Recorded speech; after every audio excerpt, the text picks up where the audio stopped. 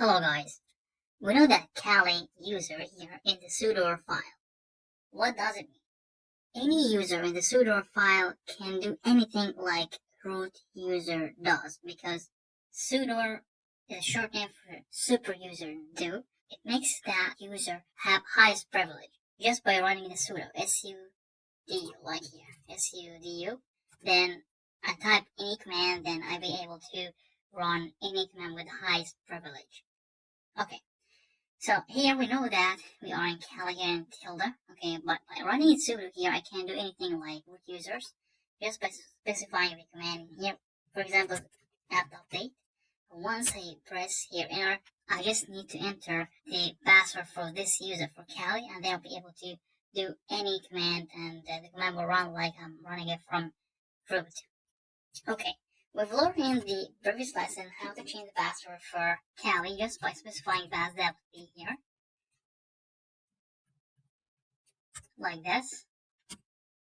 And then I'll be able to change the password for this one. I just specified the current password for this user, then the new password. I just need to get this out. Yeah.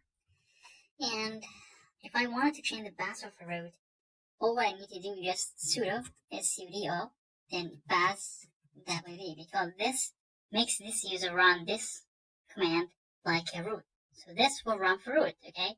So once sudo password here, I need to specify the password for Kali, not for root, because Kali in the sudo file, then directly I will specify the new password for root. So here, once I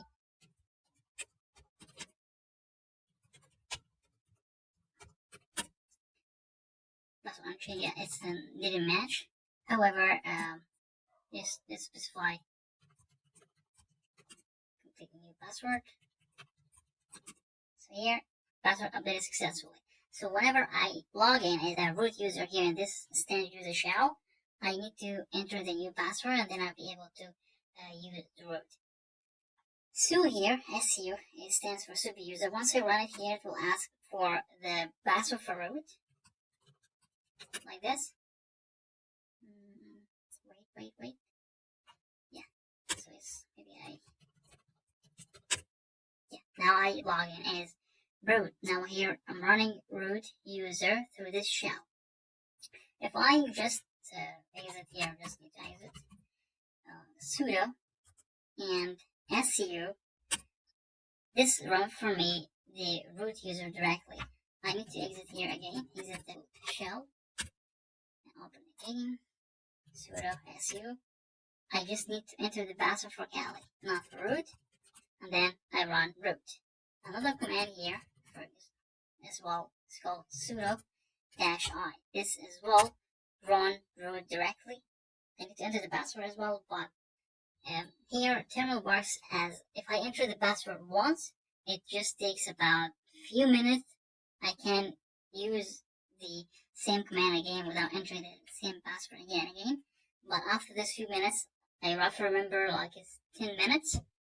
If after that period of time, it will ask for the password one more time if I try to enter this command again.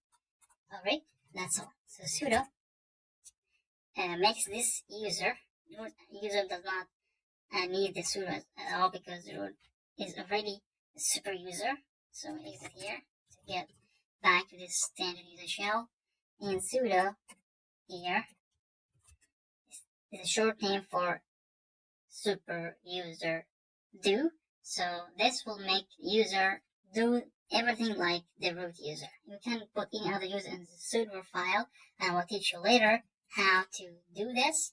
But that's all about this lesson now. We've learned how to change the password for root just by specifying or placing the command of sudo before the actual command. We can actually enter the shell of the root user here by just by entering sudo-i or just sudo su or just su. Su require the password for root. Sudo-i require the password for Kali.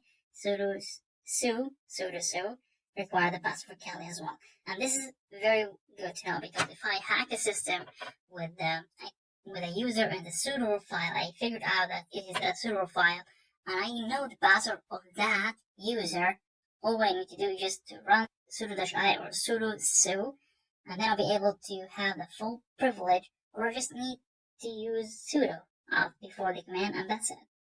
Alright, that's all about this now. Thank you.